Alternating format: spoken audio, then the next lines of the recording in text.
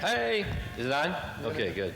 For those of you who don't know me, I volunteer. I'm one of the small group leaders at the 11 o'clock service. So looking around, I recognize a few of you, but I may be a stranger to you, but I'm not a stranger to Tribe. I love what Steve does. Is he the best youth pastor or what? I know a lot of youth pastors, and typically if you survive 4 years as a youth pastor, you're rocking it. You're like considered an old timer, and you're on what, 60 years, Steve? 60 years, 6-0. Yeah, he started this when he was a teenager, and it tells you how old he is.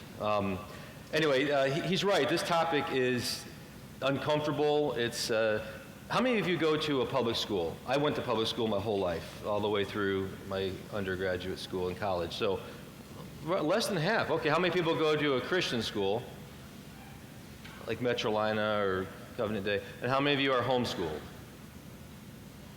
Okay, most of you go to a Christian school. So those of you that are homeschooled and those of you that go to a Christian school are going to have a little different interaction with this. But the adults in the room, when you get to college, is this going to hit you in the face or what? So someday you're going to be slapped across the face with somebody coming at you with arguments for why you should be okay with homosexual lifestyle, LGBTQ, whatever other letters they want to add on the end there. So it's going to be important one day. You're probably absorbing information about this online on YouTube. Does anybody know who Rhett and Link are, the Good Mythical Morning YouTubers? Has anyone ever heard of them? I'm glad, because I had never heard of them until about 6 months ago. They used to be evangelical Christians and actually on staff with Campus Crusade for Christ and did youth ministry. They were awesome. If you ever watched What's in the Bible, Buck Denver, you know that? Anyone ever seen that? Am I really dating myself? That's not that old. The guy who did VeggieTales did this, and that video series had Rhett and Link. They were the musical guests. They would sing songs every episode. Well, a couple of years ago, they decided that they wanted to throw away Christianity. They think now that Christianity is completely false. So now they're a comedy group, so they don't talk a lot about serious things. They do goofy stuff like drink things you shouldn't drink and, dare each other to do things, typical YouTube shows. But they decided to each give their deconversion testimony of why they're not a Christian. You hear about Christian testimonies all the time. We're up here talking about what Christ meant to us and why we became a Christian. But they're out there saying, I don't think Christianity is true, and let me tell you why. And you listen to their whole testimony, what it boiled down to is they did not understand what love is, and specifically the LGBTQ issue. They have friends who are gay, transgender, or lesbian, or whatever the relationship with them is. They had friends and family members, and they just thought, I can't say God loves them and then tell them that their lifestyle is a sin, is an abomination, like the Bible talks about, is an abomination to God. And that started them deconstructing what they believed about the Bible. They went after things like science in the Bible. They went after how could God tell the Israelites to kill all the Canaanites when they went into the Promised Land. You'll hear that one. Good answers to all these things we can talk about at another time. But those were smoke screens for them if you listen to their testimony. All the things that sounded more intellectual were just reasons that they gave. The main reason was they did not like that Christianity teaches a man and a woman in marriage together. And that's what family is. That's what love is. That's what you're designed to be and I'm designed to be. They just couldn't handle that because that meant too many of their friends and family members had to be told that their lifestyle was wrong. So there are two audiences here. The first and the most important one is you. You have to ask yourself, why do I think what I think? It's not enough to say, here's what I believe. You have to say, why do I believe it? So I hope that this morning we'll talk about some things that you'll take with you, and as you think about this topic and you interact with people at your school, friends online or whatever who have a different viewpoint, that you'll be stronger in what you believe because you've thought about why it is you believe it. And the second audience for this is your friends. So as you're talking with friends, whether at lunch or online or wherever, they're going to eventually start talking about these topics. We can't help it, can we? I mean, we listen to the celebrities out there, it's in your face all the time. Incidentally, how long do I have? I have until 2 o'clock? Yes. Awesome. Okay. I'd say until about 10:20. Oh, okay, yeah, I probably won't even go that long. Let me ask you this. How many of you have talked about LGBTQ issues with friends or family before? And of course, all the adults are like, it's in our face. Okay. Let me tell you that eventually, maybe like tomorrow, you're going to. It's impossible, right, to hide from it in our culture. I may not look like it, but I went to film school. I may not look like it because I don't do film. I'm not a director or anything, but my first college experience was in film school. And let me tell you, the people who go into film are very comfortable with LGBTQ. And they talk about it all the time, and it was crammed down my throat, and it was in my face. I knew tons of people who went on to Hollywood, and several of them discovered that they were gay, or became very affirming of the gay lifestyle. So it was in my face all the time, and that was a long time ago. Now it's getting in your face even younger. But the two words, if you take away nothing else from today, there are only two things to remember. And Steve told me to use nerdy quotes up here. There's going to be some really geeky stuff we're going to put up on the screen. I was thinking I would not use those quotes from people like Aristotle. He's an old dead guy from Greece.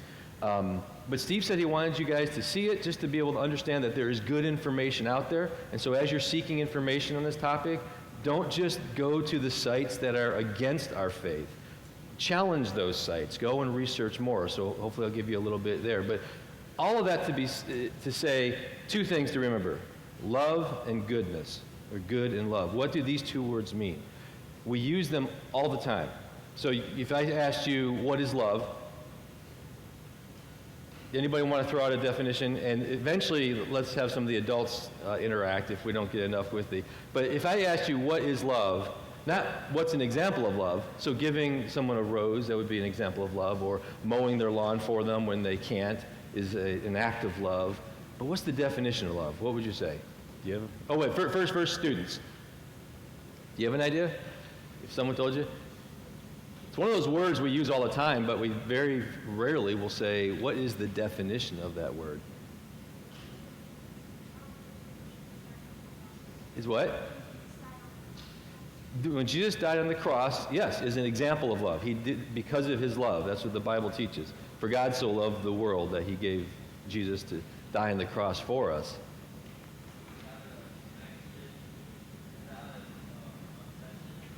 Affection? Is that the word you said? Yeah? So feelings, like you feel warm towards someone, or just I really want, I like this person a lot. So feelings, yep. Another one? Yeah, God is love, right? The Bible says God is love. That you're getting into next level stuff, because you're right. Everything we're going to talk about this morning actually is a proof for God's existence. You're normally at 11 o'clock, or you are a lot of times. Okay, good. You're one of them. Anyone else here come to 11 o'clock sometimes? I mean, I recognize some of you just from around the halls, but you've been in class at 11 o'clock before, so cool. Okay, it's hard to define, isn't it? It's one of those words where you talk about, it's like philosophers talk about what time is, and everyone's like, well, duh, look at your clock or your iPhone, you're going to know what time it is. No, what's the definition of time? It's one of those things that you start thinking about, and the more you think about it, you're like, whoa, I don't even know how to define the word time. Love is like that. And by the way, my computer updated literally while I plugged it in this morning, and one of the updates prevented me from having both screens, so I don't know what slide's coming next. So just be patient with me. I'm normally a little more prepared. But I do want to say that this topic of love and goodness, I never really thought about it until recently in life. And it's because of, I think, all the things coming at us with the LGBTQ world in the media. There are, and you guys, if you don't know it yet, you're going to find this out. There are Christian music artists who are saying, I no longer believe in Christianity, and are leaving the faith, and they're saying it's because of this largely. There are Christian music artists who have come out and said they are gay. So you have people you look up to now in Christianity, in our world, the church world, who are going to challenge you and disappoint you and shock you. And Steve could probably go through all the examples. I don't need to name names now because they may not even mean anything to you because they're older artists, but it's extremely disappointing. And I want to share that. I did this a couple years ago, and I want to just share this my testimony. Doesn't mean this is true, because this is just my experience. I got saved around your age. I got saved in 6th grade, and it was clear to me what salvation was. I wasn't one of these people that was raised in a church, so it was like, okay, when they said I'm a sinner, I'm like, yeah, I know, okay, and the altar call, I went up, it was clear salvation. But then several things started happening over the next couple of years that challenged my faith. And one of them was the youth pastor. I've shared this before, you remember, so it's okay. The youth pastor that gave the altar call, and this wasn't my church, it was my friend's church that I went to, so that was protection for me. He was a great, dynamic guy, and everyone loved him. It turned out he was molesting the boys. Do you guys know what molesting means? Touching them where they shouldn't be touched. And I found this out later after I stopped going to the youth group, but talk about a smack in the face. The guy who gave the altar call and prayed the prayer of salvation with me was living this double lifestyle. So I wasn't even in high school yet. And God, I could almost hear him say it. This pastor's name is Gary. God was like, Eric, that's me, did you accept Gary into your heart, or did you accept me into your heart? And that was all I had to think after that. There's no more, I see a Christian celebrity who fell, or some moral, pastor who did something immoral or whatever. I cry for all those things when I see people having those failings. But that has absolutely nothing to do with whether or not the Word of God is true, whether or not God exists, whether or not Jesus died on the cross, what you said, for you. So I want you guys to hear that. No matter what you ever find out about an individual, all that proves is we're all sinners and we need the cross. So this issue is one of those, unfortunately, where we have to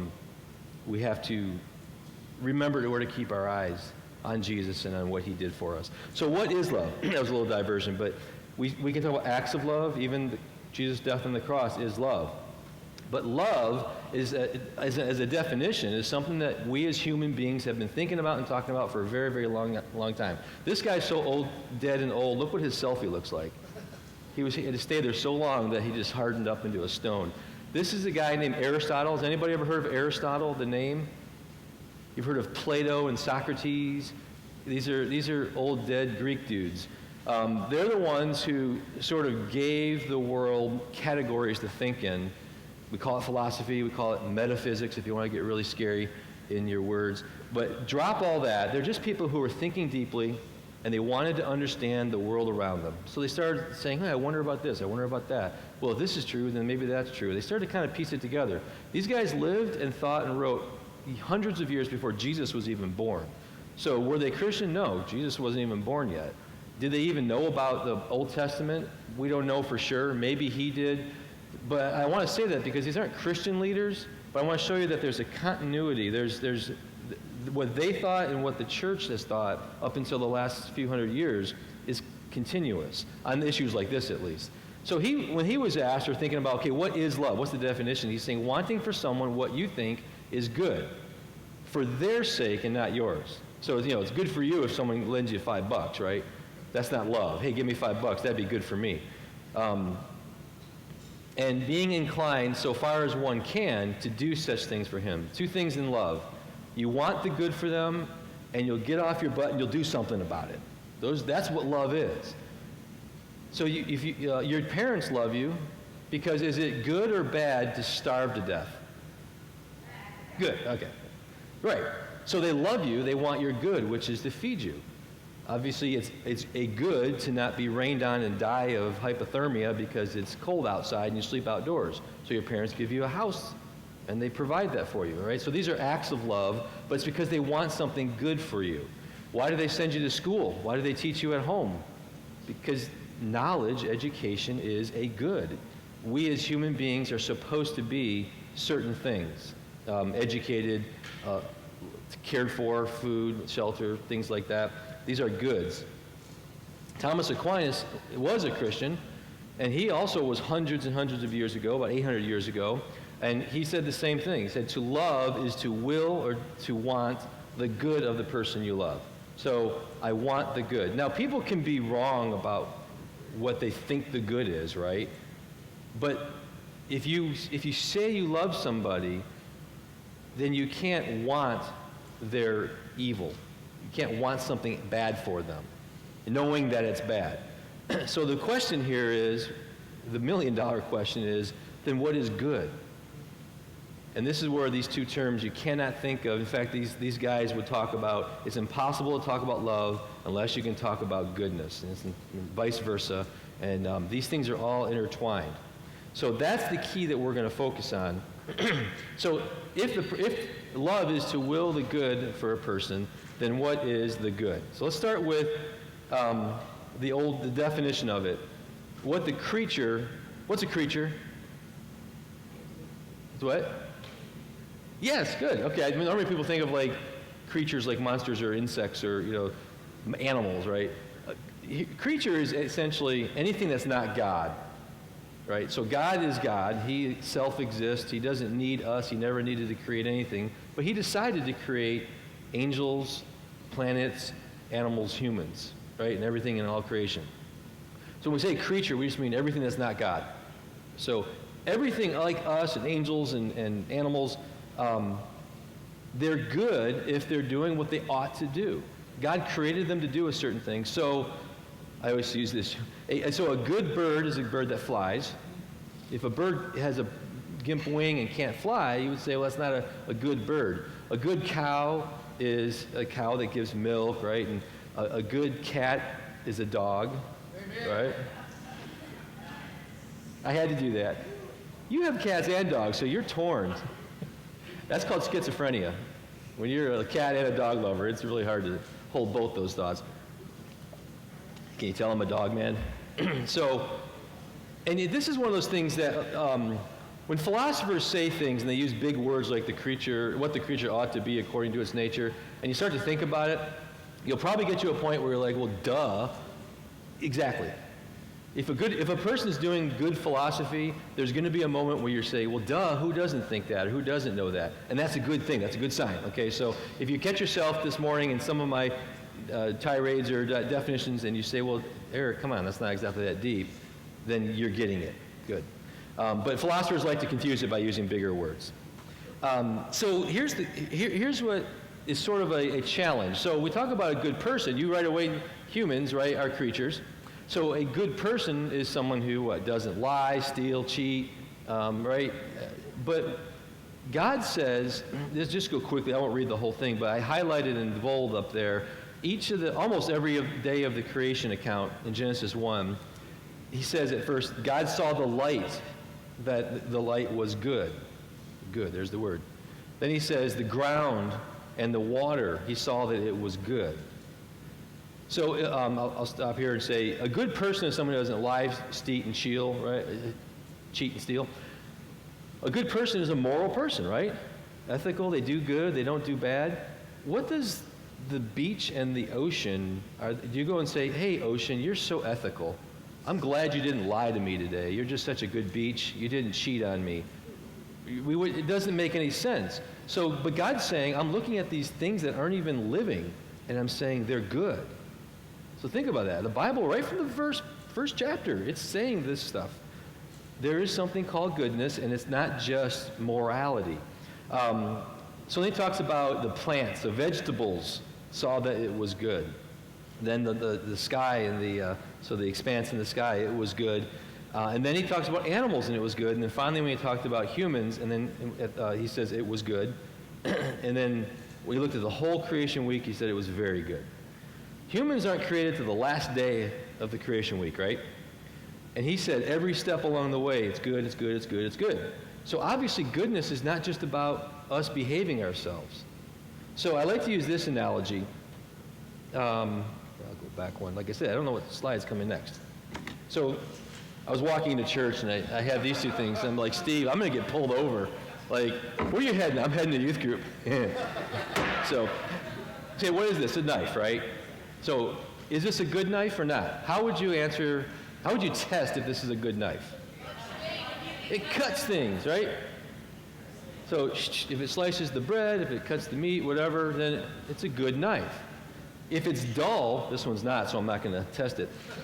If it's dull and you have to sit there and by the time you're done cutting your loaf of bread, it's flattened because it just wouldn't break the surface, you say, that's a bad knife. It needs to be sharpened, right? So this is a hammer. What's a good hammer? Right. Who said that? Nailed it. I actually didn't plan that joke. That just sort of came out naturally. So you're right. It does its job. So if I were to sit there and have this on my carpenter's belt, and I put the nail on the board, and I start whacking it like this, and this is a lousy knife. This is a bad knife. That wouldn't make any sense. Because that's not what this is supposed to do. This is a good hammer, but if I started using it in the kitchen, unless it's like Cutthroat Kitchen, that'd be funny. They actually do stuff like that in this show. But you wouldn't make any sense to say this is a bad knife or bad hammer because I can't cut my loaf of bread with it or slice meat, right? So these are two obvious examples that are good to remember, because the word good only makes sense if you know what something is supposed to do. What's it supposed to be? We are all really horrible sea urchins because we can't breathe underwater, right? Fish are horrible land animals, but they're good fish because they can breathe underwater and vice versa. So we use this language all the time, and don't worry, I'll get there. This is actually it does come back around. So goodness is what a creature ought to be according to its nature, and love is to will that for the creature. So you can actually love your pets. People say, like, can we love each other? Sure, but can I love my dog? Yeah. I can love my dog by caring for it, giving it a longer life than it would have in nature, out there in nature. You can will the good for animals. Doesn't mean they're ethical or they're not willing your good, so they don't love you back in that sense. But we can love our animals. We certainly love each other, or we don't love each other. But how do we measure whether we love each other? Whether or not we're wanting the good for that other person, and we're working, our actions line up with us wanting that good. So these two words, goodness and love, what in the world does this have to do with lesbian, gay, bisexual, transgender? What's Q stand for? Is it questioning? It was, but I saw one article that said questioning, which means basically anyone who asks a question, you're part of our group. They're just trying to make as many letters as they can so that everybody feels an affinity. And seriously, that's a tactic. The bigger the group can be, the more people that are going to advocate for it. So what does all this have to do with that? Can anybody connect the dots yet of where I'm going with this? What's the next step?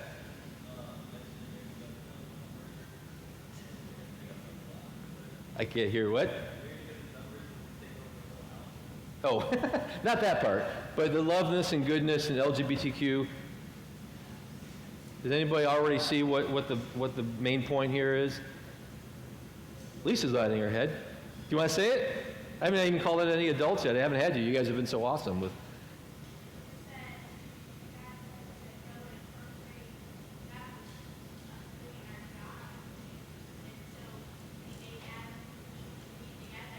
Mm-hmm.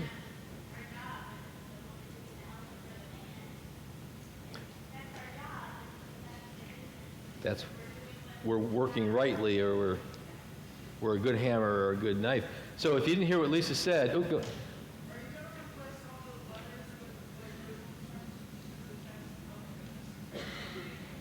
Oh, you're fine. Yeah, no, but that's a good idea. I never even thought about that. So LG would be loveness and goodness, and B would be Bible. I don't know. That's interesting. Maybe I'll think of that. I'm not that clever. I'm more of just like say it and get it out there and interact with our thoughts. So I hope it comes together in the next few slides here. So if you haven't, maybe it's because you're only a very few of you raised your hand when you said you've heard about someone who became gay or came out as gay. You read about it online, or have a celebrity that you followed that then became gay. And it happens like every week. It's becoming almost like, all right, you're not even that unique to come out, so to speak, right? It's like another one.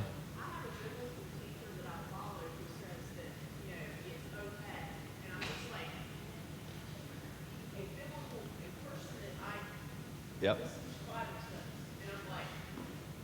The scary thing to me about the whole, and I think it's because we've gone about it wrong in how we try to say what we believe as Christians. We only want to say, well, Romans 1 specifically condemns homosexuality. 1 Corinthians does, of course, Leviticus in the Old Testament does. We can point to passages that mention homosexuality by name, as sinful. But like what Lisa said is, what we forget is every time the Bible talks about a heterosexual, that's the word for man and woman, every time the Bible talks about husband, wife, and man and woman, that's an argument against homosexuality as well. So the Bible, most of the time, the Bible's saying the Bible's describing this, right? This is what marriage is. It should do this. It should be that. This is what a relationship between a man and woman should be. And every time it's not, in any other circumstance, we would call it sin, right? When somebody does something wrong to each other in a marriage, that would be sin. So we don't know all of the Bible doesn't describe every single possible sin that we can commit against each other. It spends most of its time talking about the way things ought to be. It's not the way it should be. I like the passage. You guys know the shortest verse in the Bible? Can anybody quote it? Right. So Jesus wept. That's the shortest verse in the Bible, both in the Greek and in English, right? Why was he weeping? Right, Lazarus died. The whole story, just real quickly, is he has a buddy, good close friend named Lazarus, who got sick. Someone sent him a message, said, hey, your friend is sick, he's going to die. You've healed everybody, so, hey, can you come heal him? It was sort of the implication. It says in the text that Jesus purposely waited. He held back, right? This is the craziest thing. Jesus let him die on purpose. Why? The text tells us pretty much, because he knew he was going to raise him from the dead. Lazarus is the one of the few people that Jesus said, come out of the grave and went from death to life physically. Jesus knew he was going to raise him from the dead. That's why, because he wanted to demonstrate his power. Jesus did these things. He was planning several steps ahead. Okay, so Jesus purposely waits so that Lazarus dies, shows up at the funeral, knowing that in a few minutes he's going to say, Lazarus, come forth. And in that context, it says Jesus wept. Why would he be crying if he knew he's going to see his friend again? And he was actually, he let it happen.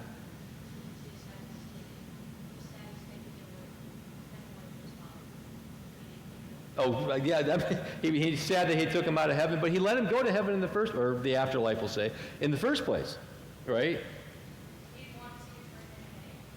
The friend Lazarus? But he's dead. He's not in pain anymore. But you're right, but I think it's not Lazarus.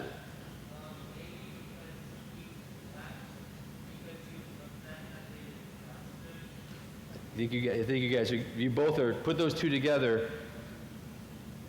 I heard a teacher named Larry Crabb say this to answer that question. Because he's looking around at everyone weeping, and he's looking at death and how humans are experiencing death and how it tears our hearts apart when we go to a funeral. And Jesus was the only person in that crowd, being God and having created the world in a good state, knew that humans weren't supposed to experience that. And in the Greek word for weep there's a little tinge of anger in that. There are different words you can use, just like in English we can say weep or cry or mourn. It's the same in Greek. So there's a little tinge of he's angry. What was he a little angry about? Because he's the only one at that funeral who knew that this is not how humans are supposed to live, where we're experiencing death. Right, he was sad because they were crying. And a little bit mad that, looking at his friends weeping and just being so sad that Lazarus was gone. But he knew he was going to raise Lazarus, so he could have stopped their tears by not even letting him die or raising him right when he got there instead of talking to them for a while. So the point there is, in that whole story about Jesus, who is God, who took on human nature and lived amongst us, so he has the advantage of knowing the way things are as God and knowing the way we experience him as humans. That person, Jesus, this story, he's saying, I know what good is, and this is not good, that humans die. So Aquinas says to love is to will the good of the other, and like I said, this goes Aristotle. So this is basically the way everybody understood what love is up until about 100, 150 years ago, maybe 200 years ago. But we don't talk like this, right? When's the last time you got a Christmas or a Valentine's card? I will the good for you, instead of I love you, or willing the good for you, signed Eric. We just don't talk like this anymore, but we should. And I'm saying this now I'm excited about this because I want you guys to have the advantage of knowing this in middle school, and I had to wait till I was in my 40s to know this. So fast forward, or a leap ahead for you. But he says, but goodness must be known before it can be the object of love. Now we get to the LGBTQ. Now I went on their websites to find out what arguments are they giving for us to be able to convince us that we should be okay with lesbian, gay, bisexual, transgender lifestyles. What are they actually saying, or what are Christians saying about them? So this is one of their more popular websites, and it's a website actually that says these are the most popular sayings in our world, and you can get them tattooed to yourself. So it's a tattoo website. But if you want to like be sort of gay friendly or show that you're gay, these are the things that they were saying to tattoo to yourself. Love is love. Love has no gender. Love wins. You guys ever hear that phrase? I hear that one a lot. Love wins. Love conquers all. More love, less hate. They're contrasting the two there. We are all human, which I thought was interesting. So if we're all human, what does that mean? We're not dogs. We're not fish, like I was saying earlier. We're all knives. They don't know it, but what they're saying there is we're all the same type of thing, which means we have the same purpose, the same good. There's something that's good for each of us. They don't know they said that there, but it's interesting. Love is never wrong. Love is a terrible thing to hate. Everyone deserves love, and love knows no limits. So about, 6 years ago now, the Ad Council, which is just a nonprofit organization that sends public service announcements. Usually it's things like, don't litter, eat your vegetables, things like that. But they had a campaign called Love Has No Labels. Has anybody seen this video on YouTube? Steve has. Anyone? No one's seen it? It was really popular. You have, okay, all those of us who were out and about 5-6 years ago, this was everywhere, and it was one of the first real big pushes for the gay community. What they did is they had this big screen that was supposedly like an X-ray, and you see two people that were hugging and kissing and just being affectionate with one another behind that screen. And then they would come out and they would say, "Hey, isn't that nice? It's us." And at one point, this image was there, these two people hugging and kissing. But when they came out, it was this lesbian couple. And they were like, you were fine with us kissing when you thought we were, man and woman. Now we're coming out around the corner and you see that we're two women. And that's what the challenge was. They were trying to say, why are you not okay with it now? So what would you say, based on what we've talked about so far, what would you say to that challenge? Why are you not okay with it now?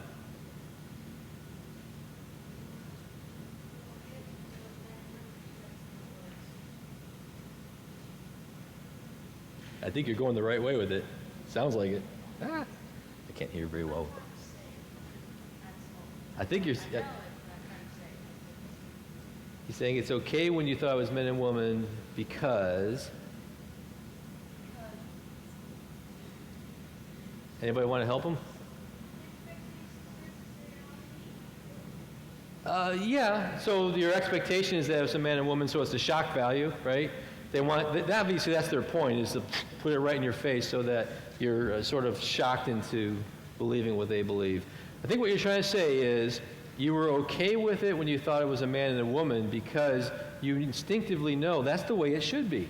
So when you see two humans making out, as skeletons, you're like, okay, that's a man and woman because it's supposed to be that way.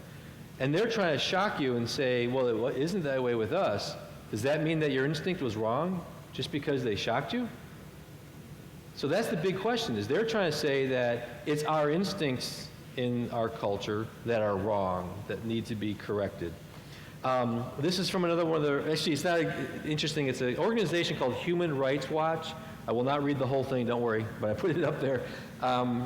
What they normally do, when they first started, their job was to go and find human rights violations around the world. So if in the country of Sudan, the Arab Muslims were murdering the African Muslims, ethnic cleansing, and they would go in and they would try to expose that and show, hey, there's genocide happening here, this is bad. So their job is to go around the world and try and find injustice and expose it so that the international community can help people that need help.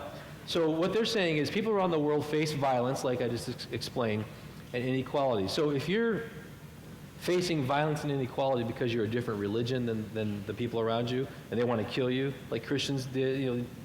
In communist countries, Christians got killed regularly. But so it doesn't matter whether it's Christian or Muslim. We don't kill each other because we don't believe that someone believes something wrong. So religion, or if you're a different political party or different skin color or ethnicity, yeah, we all agree, right? Don't kill people. Actually, don't kill people for any reason, but don't hate people because they have different, women getting hated by men and vice versa, honestly.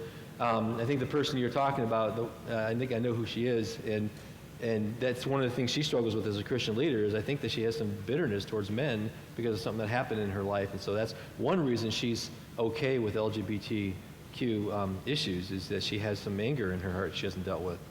But what they're saying here is, just like if you're black or white or Asian or Indian or whatever, or you're man or woman, just because of these, just like those things, because of who you love, that is, so if you're gay, it's the same thing as being African American, or if you're gay, it's the same thing as being an Arab Muslim versus a black Muslim in Africa. So they're trying to say that these things that are true about you, like your skin color, that you can't change your skin color, right? Michael Jackson tried, and he couldn't even do it very well. So there are things about us that are fixed. They are what they are. They're saying that who you love or who you're attracted to is like one of those things. And sexual orientation, or whether you're gay or not, and gender identity, whether you're transgender, are integral aspects of ourselves. What does that phrase integral aspects mean? You can't change it. It's who you are. That's their argument. At least that's their statement. They're not giving an argument for it. So I was trying to find, I looked at all their literature. Where do they actually say, here's why I think that your sexual orientation and your gender identity is integral, in other words, part of who you are? They never try to give an argument. They just try to give you sad stories about somebody who was bullied because of the way they acted, whether they acted like a girl if they were a young boy and they got beat up because of it, or dressed in a dress and they got beat up. There's been tons and tons of movies where that's in there. So they'll say it's integral to who they are, and all people, and down at the bottom here, we want to live in a world where all people can enjoy their rights fully. This is where I want to get. Their rights. Martin Luther King Jr., you guys all know him still? We just celebrated his birthday, Martin Luther King Day. I ask you because, unfortunately, I think we're talking about what he taught less and less. It's getting pushed more and more in the past. Martin Luther King Jr., what he did is he said, we as black Americans our rights are being oppressed. And you as Americans, we as Americans say that it's our right for freedom. It's our right for equality. This right comes from God. The idea of rights was all over his teaching. And he basically took that idea of rights and threw it right back into the racist face and say, you say you're so patriotic and you're all American and you want your rights, but you're denying us our rights. That's inconsistent. And he made them face that. And that's why the civil rights movement that he helped lead was victorious. And it got rid of all the laws that were on the books, meaning that, did you guys know that? I didn't know this. I'm from Detroit, and we had our own version of racism up there. But you guys might know this if you're from this area, but I never really understood that there were laws, literally, like you have to drive on the right side of the road. That's a law. There were laws saying that if you're black, you have to use this drinking fountain, and if you're white, you get to use this one. And it was illegal for a black man to go drink out of that drinking fountain. Who did not know that? I didn't. So you guys are way ahead of me. That blew my mind when I first said it. What in the world are they thinking? That makes no sense. Those are the laws that he was talking about. That's ridiculous. If someone has a right to drink out of a drinking fountain, then all people have a right to drink out of the drinking fountain. There shouldn't be any difference. So I was kind of interested when this homosexual, the LGBT website, I searched and I found a citation from Martin Luther King. I'm like, okay, great. They're going to deal with why they think that gay rights are the same as African American rights were in the 60s. Remember, in the 60s, they were being told you can't drink out of this drinking fountain or use this bathroom. So I wanted to see where do you make the argument that you guys are getting oppressed in that same way?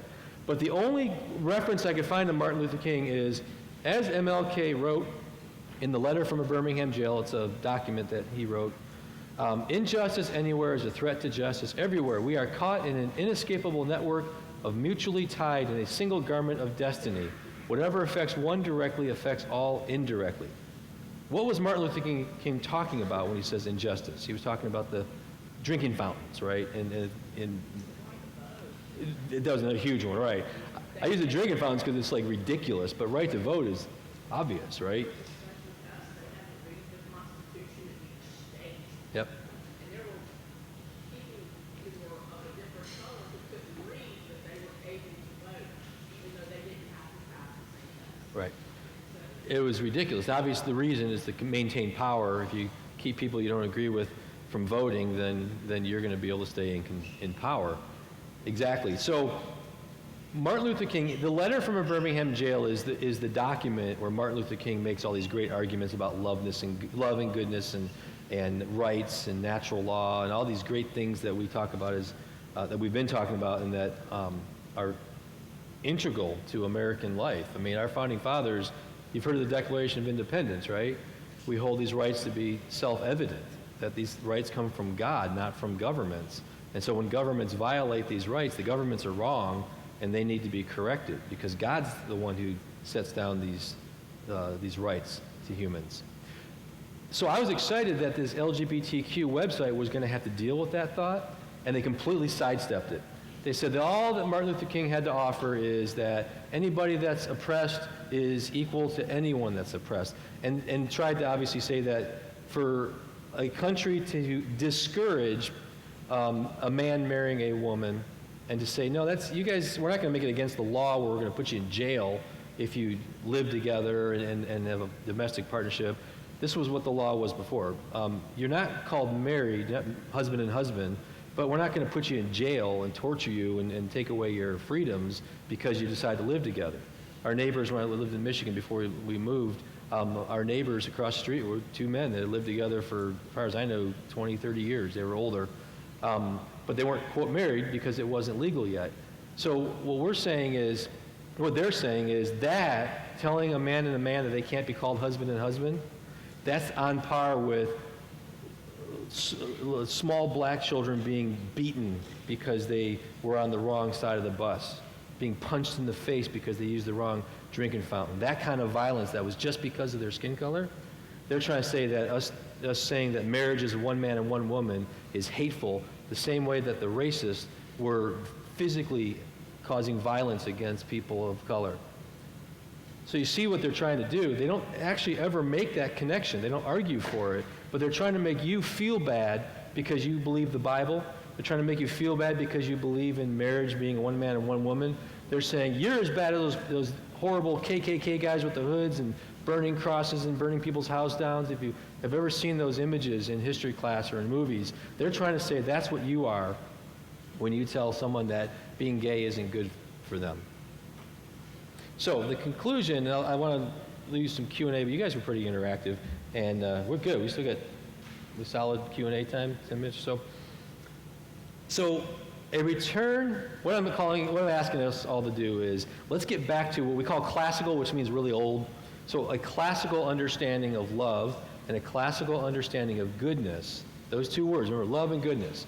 If we can get back to thinking and talking with each other as Christians, the way Christians used to think and talk to each other about those two words, then that will help us to communicate to people outside the church why we think and believe the way we do. So let me just end with this. If you have a family member, does anybody have a family member, uncle or something like that, that's gay? Or an aunt that's lesbian? You do.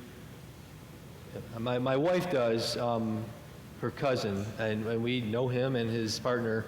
We never ever treated him bad because of it. We hung out with them when we go visit in Florida and so forth. But okay, so think about your family member. This will be more personal to you.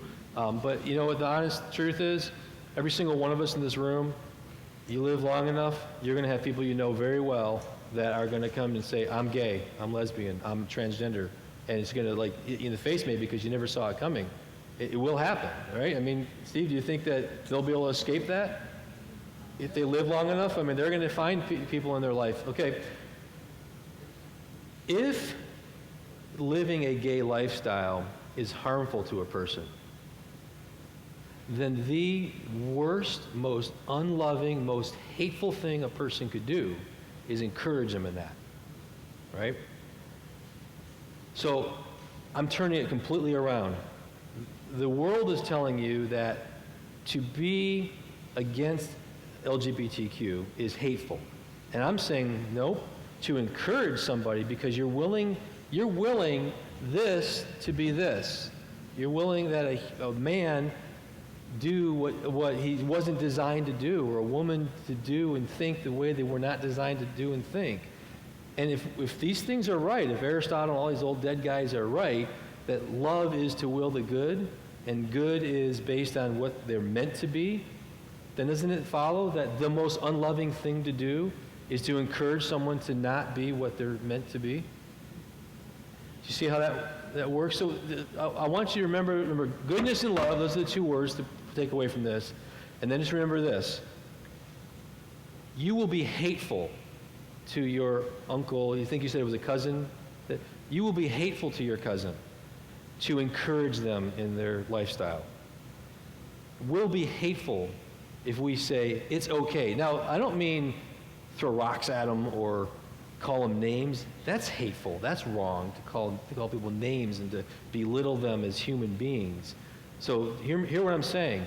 But to lovingly go to them and try and reason with them and talk with them and say, well, why is it you think that you were born gay? And start to find some good resources. Frank Turek, the guy that you guys have up here a lot, he's got a couple of great books. One of them is called Correct, Not Politically Correct. Small little book. You've read it, I think. It's about like the gay marriage debate. There are a lot of resources out there. You can talk to Lisa, probably is a good resource because she homeschools and she's constantly looking for good information, good sources.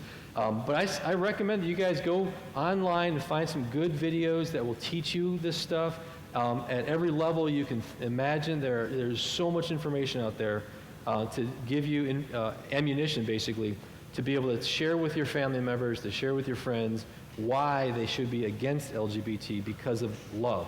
Because they love. Do you have any follow-up or question starters that you want to do? All right, so if you have your journals or something to write on, what was the name of that book? What was it called? Correct, Not Politically Correct. Correct, Not Politically Correct. Students, one of the things we want to do is give you resources. We don't want to just tell you what to think. We want to teach you how to think so you can think for yourself on this stuff. Correct, Not Politically correct by Frank Turek. Crossexamined.org. Yes. Go to crossexamined.org. It's a great website. ED at the end. Crossexamined with an ED. Crossexamined. Yeah. .org. .org. A lot of videos and tons of good resources stuff there. Tons of good stuff. Michael Brown's done a great. Yeah. Okay, so a couple things I want you to walk out with to remember. There's probably a lot of things that hopefully, if you were paying attention, you're probably going, wait, did he say that? Oh, I don't think what did he say? The final thing he said is so huge. You are being taught that if you are against that lifestyle, LGBTQ lifestyle in that marriage, you are being taught by the world that you are hateful. But what Scripture teaches us, because we now are starting to think about what true love is and true good is, it's actually hateful if you encourage people in that lifestyle. So I'm going to give you a takeaway, a homework assignment.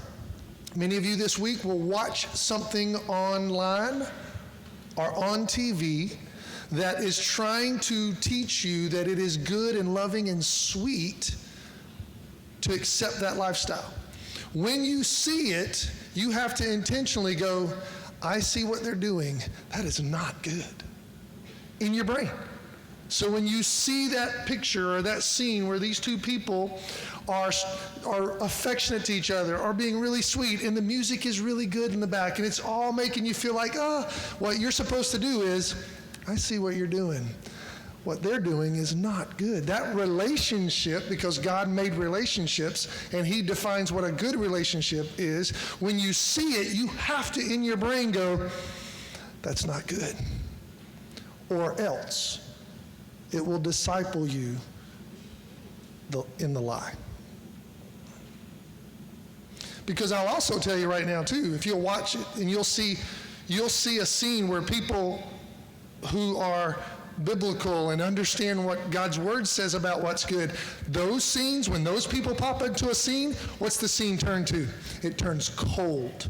There is no loving background music. They're seen as the joke. True or false? The lady who loves Jesus, goes to church, she's seen as judgmental and out of touch, right?